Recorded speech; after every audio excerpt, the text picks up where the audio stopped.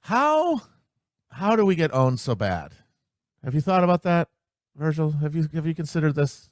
I'm not owned. I've never been owned. Well, I mean, you did say, and I mostly agreed with you throughout the year of 2019 and even earlier this year, that Biden was not a threat.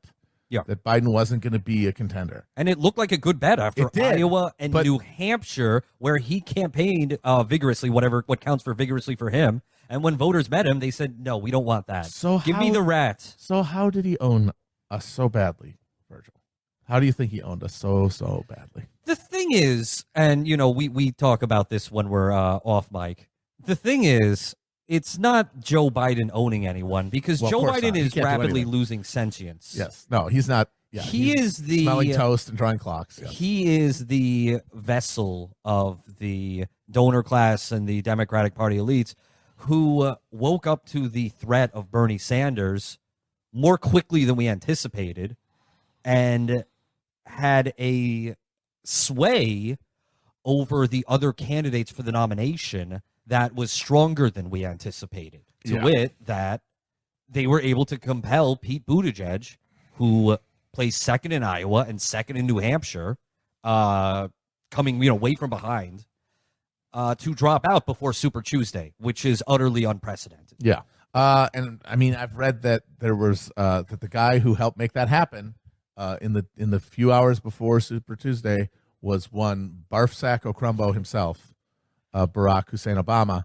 which honestly, kudos to him, because we talked on the show about how he was sort of boxed in publicly by his fear of appearing less influential than he was, than he was thought to be by, endorsing somebody who then didn't do well.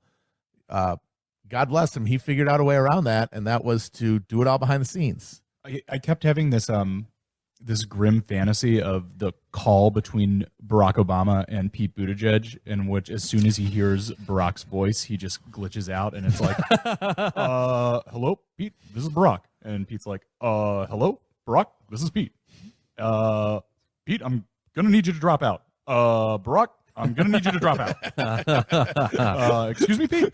Excuse me, Barack. There must mirroring. There must have just been feedback in the background, like when you call a radio station, but you don't turn your radio off. Exactly.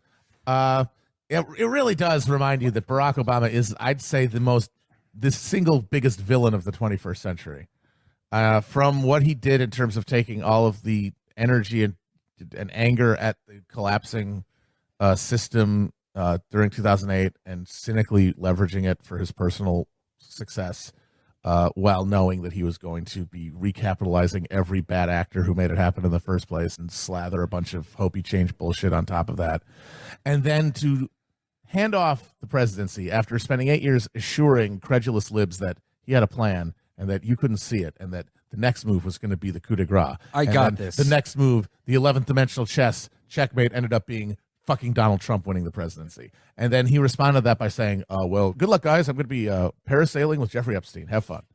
And he's just been off the grid, but not off the grid enough to not intervene to prevent Bernie from being the nominee. Instead, he decided to intervene on behalf of a man who he knows for a fact is senile and not up to the job, just to stop Bernie.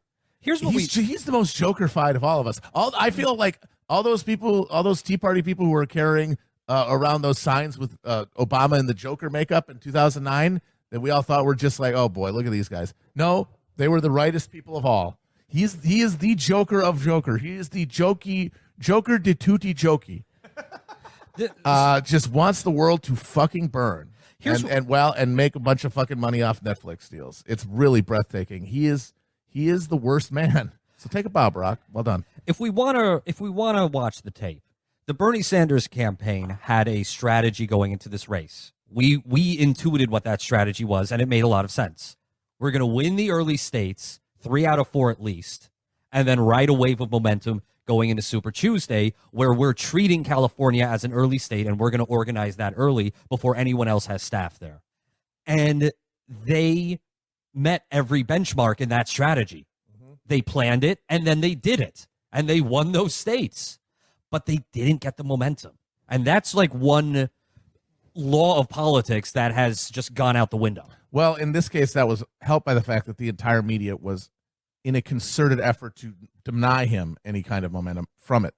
And I think we all sort of, I guess, naively assumed that the mere fact of these victories would provide all the momentum.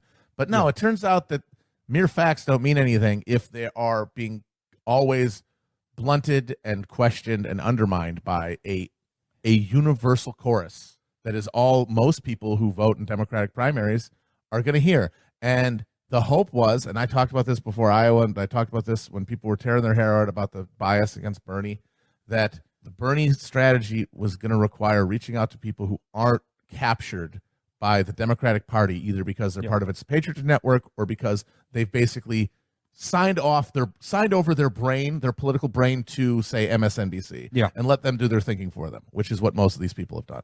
And if those people were the predominant number of voters, Bernie was going to lose. Bernie needed to get people who were not in that context. And the tragedy of the campaign has been that he has not been able to get enough of those people. And at the same time, there has been a suburban insurgency once Bernie won South Carolina, or once Bernie won Nevada, and it looked like he was a threat, of people, of those suburbanites, those college-educated suburbanites, the ones that Chuck Schumer coveted so much in 2016. Just having a huge spike in turnout in order to defeat Bernie. Well, I think also that there has been a realignment since 2016 that we have underestimated, and to wit that non-college educated white voters in places like the Midwest who voted for Obama twice and then flipped to Trump, they left the party permanently. And that was the base of Bernie Sanders' campaign last time around. And those voters just were like, no, we're full MAGA now. Yeah. Bernie was the guy who stood a chance of keeping them in the Democratic fold in 2016 or clawing some of them back in 2020. Now that's, if he's not the nominee, that's out the window. Yeah. But the other one is, and the counterbalance there is obviously, like you're talking about, an influx of reactionary, wealthy, college-educated white suburbanites who normally are Republican, and they certainly are far to the right on fiscal issues, but who are, for various reasons, appalled by Trump and his boorishness, and they are the never Trump reactionary sickos who are now entering the Democratic primaries and entering the Democratic fold, at least for now. And they were not balanced out by new entrants who were not part of that. And because the whole gamble here is that the Bernie campaign was always a gamble just by the fact that it was an inversion of the traditional mechanism by which you try to take power, which is you have a social movement and then a political campaign is something that emerges out of the social movement. Well, there's no such thing as social movements in the United States. There's no such thing as social anything other than media. Am I right, folks? So, so that means that they had to do it on their head. They had to use a presidential election, a presidential campaign to create a social movement. And to an extent they have. I mean, millions of people, unprecedented amounts of small donors and volunteers. We saw them in every one of the early states, an army that no one else could match. But the fact is that they were trying to get people who, for many reasonable, absolutely, justifiable reasons, have decided that politics is fake and that they don't care and that it doesn't matter. And I think that if those people could be reached in large enough numbers, whatever Bernie tried to do was not sufficient. Well, and what we realized is that we talked before Super Tuesday when we were trying to talk ourselves out of doom that Bernie has the army, he has the troops, Biden doesn't. And then we watch Biden winning in states that he didn't even have a single office in. And that's because traditional Democratic voters don't need to be canvassed. Traditional Democratic voters don't need to be contacted. They are self-organizing. They're self-canvassing. They watch MSNBC. They know voting is their civic duty. They do it robotically. The people that the intent it requires essentially no work to get them out for you if you are the one who is the option, and that's where Obama getting the field cleared for Biden did the trick. To get the kind of people who aren't going to be in that hive mind to vote, it requires so much goddamn work. And even with all that work, I think a lot of people are just too gone. Well, there's one note is there has been increased turnout among young voters. But it wasn't enough, is the thing. That's the thing. It was counterbalanced not by enough. increased turnout by the MSNBC resistance types. That's no good. That's a bad By anyone equation. who has anyone who has a single positive feeling about Anna Navarro should be legally barred from Absolutely. voting. And I got to say, yesterday I was watching Chris Have freak out. He's been freaking out about coronavirus for 2 weeks now. Every other tweet is about how this is not normal. This is the apocalypse because Trump, the Cheeto in chief, his corruption and his incompetence is finally going to get us all killed. And it's like, maybe you shouldn't be on the network that spends 23 and a half hours a day telling everybody that the only alternative to him is a different senile reactionary old idiot who is going to do. You really think Joe Biden's going to do a better It's not fucking 23 job? hours. There's like at least 2 hours where they just play lockup. Yeah. You really think it's going to be a better job? And you're going to be like, oh, we're going to talk about coronavirus for an hour, and then I'm going to hand it over to fucking Joanne Reed for her to talk about Venezuela for 3 hours. Fuck off. If you fucking cared about any of this shit, you would fucking at least resign like Shepard Smith had the balls to do. Well, okay, so let's go back to the tape for a second, because here's what was also unexpected. I mean, it was anticipated that at some point the establishment is going to find their candidate and get their act together. Right. But that happened more quickly and more precipitously than anyone anticipated. And has ever the really happened voters, before, also. The voters went in, they fell in line. Yeah. And these are, and keep in mind, over 60% of Democratic primary voters support Medicare for all. Who gives a shit? Doesn't matter.